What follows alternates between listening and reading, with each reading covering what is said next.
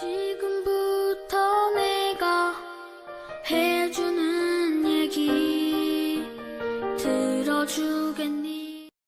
할렐루야. 오늘도 새날을 주신 하나님께 감사와 찬송과 영광을 올려드립니다.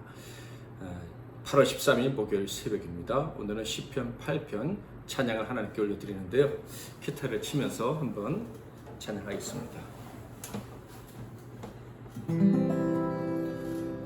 여호와 우리 주여, 주의 이름이 온 땅에 어찌 그리 아름다운지요, 어찌 그리 아름다운지요. 여호와 우리 주여, 주의 이름이 온 땅에 어찌 그리 아름다운지요, 어찌 그리 아름다운지요. 주의 손가락으로 지으신 주의 하늘과 주가 베풀어 주신 달과 별 내가 보니 사람이 무엇이 건데 주께서 저를 생각하시며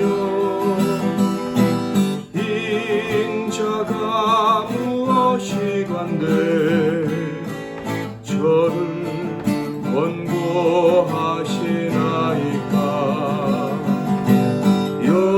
여호와 우리 주여, 주의 이름이 온 땅에 어찌 그리 아름다운지요, 어찌 그리 아름다운지요.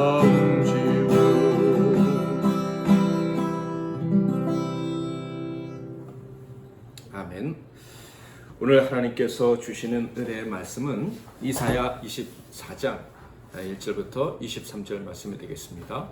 구약성경 이사야 24장 말씀입니다. 제가 14절부터 16절까지만 봉독해 드리겠습니다. 무리가 소리를 높여 부를 것이며 여호와의 위엄으로 말미암아 바다에서부터 크게 외치리니 그러므로 너희가 동방에서 여호와를 영화롭게 하며 바다 모든 섬에서 이스라엘의 하나님 여호와의 이름을 영화롭게 할 것이라. 땅끝에서부터 노래하는 소리가 우리에게 들리기를 의로우신 이에게 영광을 돌리세 하도다. 그러나 나는 이르기를 나는 쇠잔하였고 나는 쇠잔하였으니 내게 화가 있도다. 배신자들은 배신하고 배신자들이 크게 배신하였도다. 아멘. 오늘은 심판의 날에 찬송을 부를 자, 심판의 날에 찬송을 부를 자라는 제목으로 하나님 말씀을 상고하겠습니다. 오늘 하나님께서 선지자 이사야를 통해 주시는 예언의 말씀은 최후의 심판날에 대한 것입니다.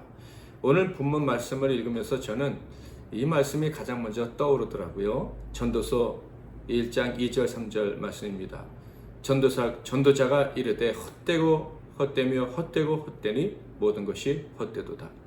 해 아래에서 수고하는 모든 수고가 사람에게 무엇이 유익한가. 지혜자 솔로몬의 고백입니다. 그는 세상에서 누구보다 큰 업적을 이룬 사람이라고 할 것입니다. 당대의 말이죠. 다윗도 하지 못했던 성전 건축을 해낸 사람이기도 합니다. 그러나 그의 놀라운 지혜와 리더십과 같은 이 재능과 노력의 결과들에 대해서 그는 다 헛될 뿐이다 라고 이야기를 합니다. 나아가 피곤한 일일 뿐이다 라고 이야기를 하죠. 1장 8절 모든 만물이 피곤하다는 것을 사람이 말로 다 할 수는 없나니 눈은 보아도 족함이 없고 귀는 들어도 가득 차지 아니하도다. 솔로몬은 모르는 것이 없을 정도로 모든 면에 박학다식한 사람이었습니다. 외국의 왕을 포함한 지혜자들이 솔로몬의 지혜를 듣고자 돈을 들고 보화를 들고 찾아왔을 정도입니다. 그러니 아름다운 것에 대한 감각, 미학의 측면에서도 남달랐을 거예요. 보는 것, 듣는 것에 대한 취향 역시도 그 당시 누구보다도 고급스러웠을 것이다 라고 충분히 예상할 수 있습니다.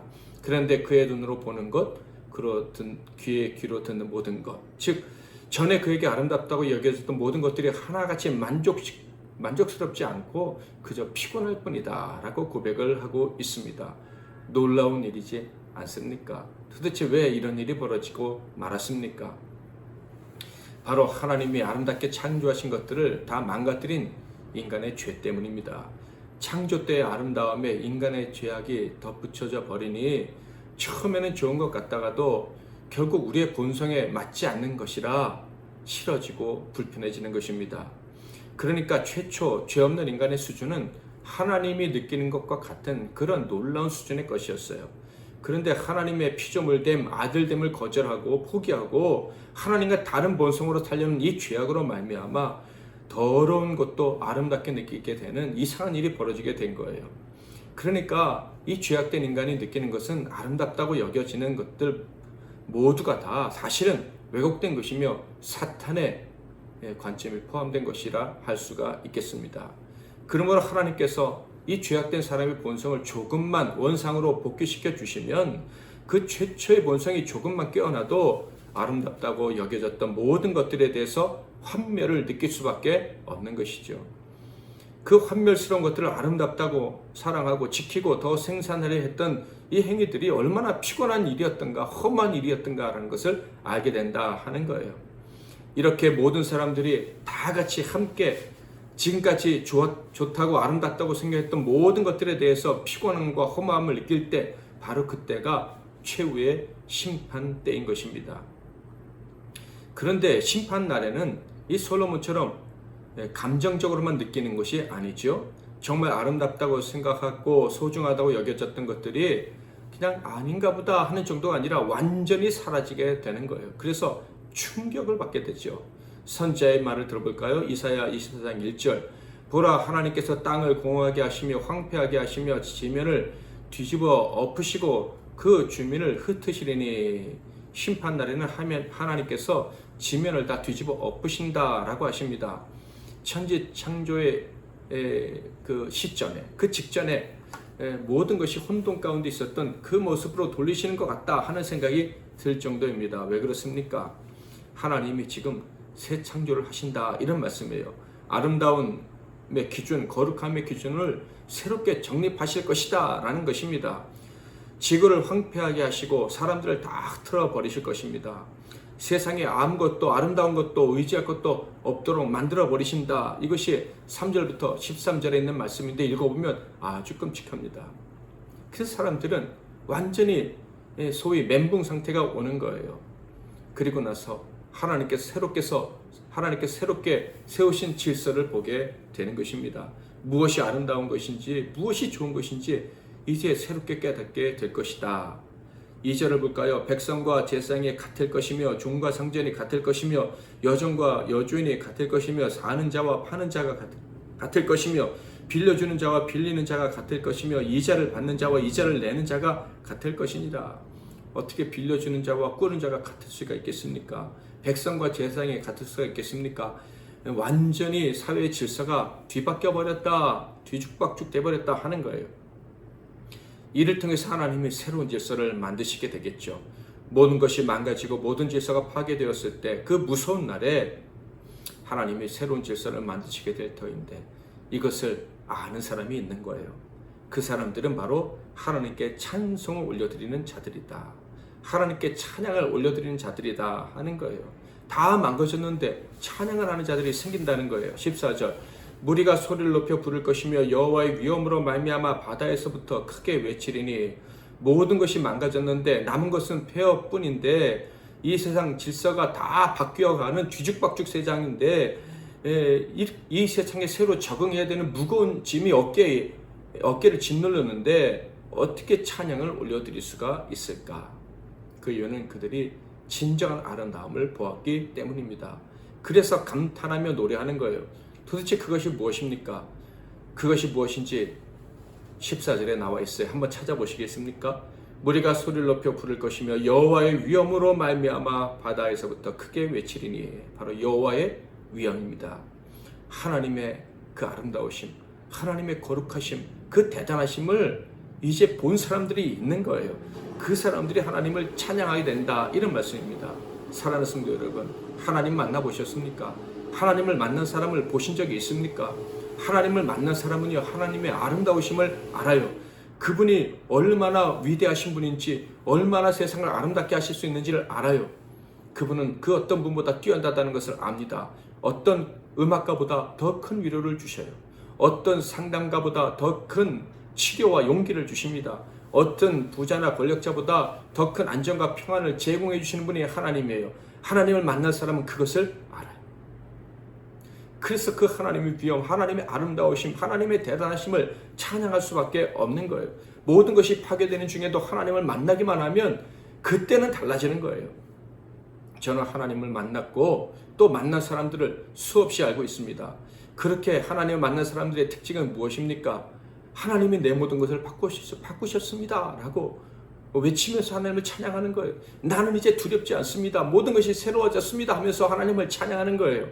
하나님이 내 마음의 죄짐을 깨끗이 가져가셨습니다. 아무것도 남지 않았습니다. 미움, 적개심, 분노, 이런 것들이 사라지고 도리어 미워하던 자들을 사랑하게 되는 마음이 하나님 만난 그 순간 내게 막 폭포수같이 쏟아져 내려왔습니다. 하나님의 내 모든 절망과 열등감, 완벽주의를 가져가셨습니다. 대신에 남을 진심으로 사랑하고 또 당당하게 살아갈 수 있는 놀라운 힘을 주셨습니다. 하나님을 이렇게 경험한 사람은요, 하나님이 얼마나 아름다우신 줄 알아요. 그래서 다윗이 이렇게 노래한 것이죠. 시편 8편 1절, 여호와 우리 주여, 주의 이름이 온 땅에 어찌 그리 아름다운지요. 주의 영광이 하늘을 덮었나이다. 하나님이 찾아오시고 내 삶을 덮으셨다 하는 것을 깨달은 사람은 온 땅에 하나님의 선하신 계획, 그 아름다움, 그 완벽하심이 가득 차 있음을 느끼고 찬양할 수밖에 없는 거예요. 선지자는 말합니다. 놀랍게도 그 심판의 날에, 하나님이 그 위엄을 드러내시는 날에, 놀라운 일을 행하시는 날에 그 하나님의 심판 가운데서도 그 위엄, 그 아름다움을 보고 하나님을 찬양하는 자들이 나올 것이다 하는 거예요. 15절 16절, 그러므로 너희가 동방에서 여호와를 영화롭게 하며 바다 모든 섬에서 이스라엘의 하나님 여호와의 이름을 영화롭게 할 것이라. 땅끝에서부터 노래하는 소리가 우리에게 들리기를 의로우신 이에게 영광을 돌리세 하도다. 그러나 나는 이르기를 나는 쇠잔하였고 나는 쇠잔하였으니 내게 화가 있도다. 배신자들은 배신하고 배신자들이 크게 배신하였도다. 그 마지막 날에, 그 심판의 날에도 하나님의 위엄을 알고 찬양하는 자들이 나와서 이제 새로운 세상에 살게 될 것입니다. 그런데 선지자에게 안타까운 일이 하나 있어요. 16절 끝에 나온 것이죠. 그 위엄의 하나님, 아름다우신 하나님을 알아보고 땅 끝에서부터 이방인들도 나와서 하나님을 찬양하는 그 날에, 그 놀라운 날에도 배신하고 또 배신하는 자들이 있을 것이다 라는 거예요.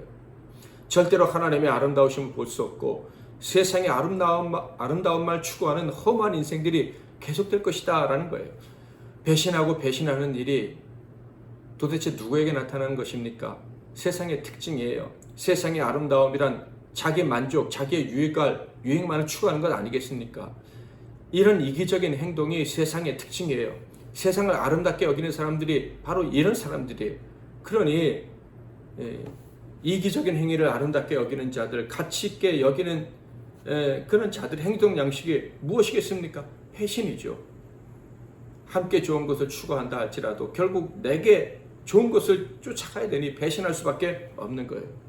결국 그들은 최후의 대심판의 희생이 되게 됩니다. 21절 22절, 그날에 여호와께서 높은 데에서 높은 군대를 벌하시며 땅에서 땅의 왕들을 벌하시리니 그들의 죄수가 깊은 옥에 모임같이 모이게 되고 옥에 갇혔다가 여러 날 후에 형벌을 받을 것이니라. 영의 눈이 열리지 않고 하나님을 찬양할 수 없다면 결국 심판을 당하게 되는 거예요. 하나님을 함께 찬양하는 일에 나오지 아니하고 배신하고 이 길 추구한다면 영원한 형벌에 떨어지게 되는 것입니다. 그 일 후에 진정한 왕이 나타나시고 찬양하는 자들은 새로운 세상에서 살게 됩니다. 23절, 그때 달이 수치를 당하고 해가 부끄러워하리니 이는 만군의 여호와께서 시온산과 예루살렘에서 왕이 되시고 그 장로들 앞에서 영광을 나타내실 것임이라. 해와 달의 영광과 위엄, 곧 세상의 영광과 위엄은 아무것도 아니라는 것이 증명되는 날이 옵니다. 그날은 반드시 옵니다. 그리고 심판을 받게 됩니다. 그러므로 성도 여러분, 세상의 영광은 더 이상 우리가 추구해야 될 것이 아닙니다. 그것은 아름다움이 아니에요. 세상의 아름다움에 취해서 영적 나병한 자가 되면 안 됩니다. 어떤 상황에서도 하나님의 아름다우심을 볼 수 있는 영적 그리스도인이 되어야 합니다. 성령 충만하여 어떤 상황에서도 하나님의 아름다움을 보고 찬양할 수 있는 하나님의 친백성으로 거듭나는, 그래서 마지막 심판에도 너끈히 살아남아 더 놀라운 세상에 들어가는 저와 여러분이 될 수 있기를 주님의 이름으로 축복합니다. 시편 8편 한 번 더 찬양하겠습니다.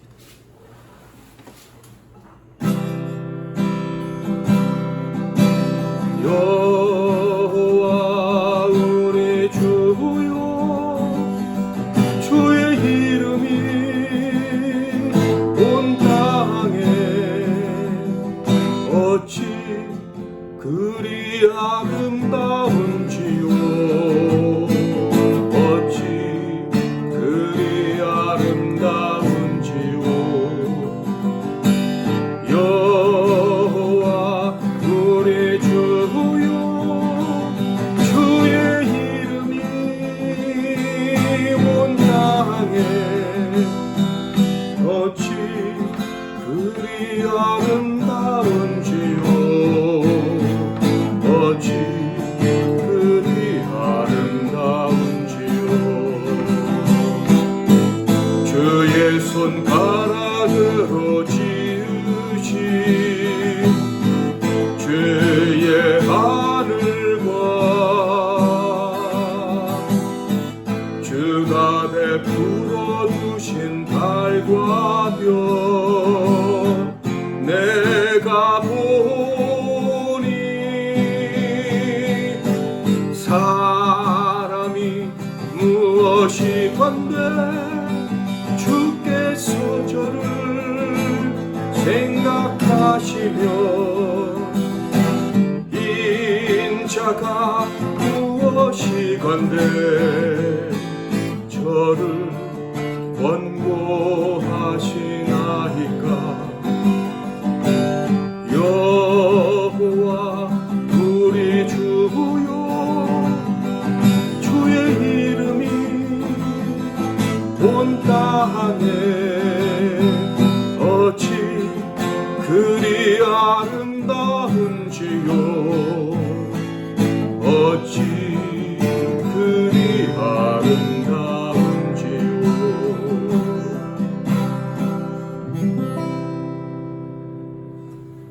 아멘. 기도 제목을 드리겠습니다. 첫째로, 모든 불평과 원망과 두려움 대신에 하나님의 아름다움을 볼 수 있고 그것을 찬양할 수 있는 믿음을 주옵소서, 영의 눈을 활짝 열어 주옵소서 라고 기도하겠습니다. 두 번째로, 마지막 심판날 우리 민족과 열방 가운데 남아있는 자들이 하나님을 찬양할 수 있게 하시고, 또 그 남은 자들을 찾아서 복음 전하는 사명을 우리가 잘 감당할 수 있게 해달라고 기도하겠습니다. 세 번째로는 오늘 하루의 삶, 사랑하는 사람들, 동역자들, 사역자들을 위해서, 우리 MBC 나눔교회와 이 땅의 교회들을 위해서 또다시 격리에 들어간 뉴질랜드에 있는 우리 동역자들을 위해서 기도하겠습니다. 제가 잠깐 먼저 기도하겠습니다. 살아계신 하나님 아버지, 심판의 날에 우리의 영의 눈이 활짝 열려 있어서 그날에도 그 하나님의 아름다우심을 보고 찬양할 수 있는 자가 되게 하옵소서.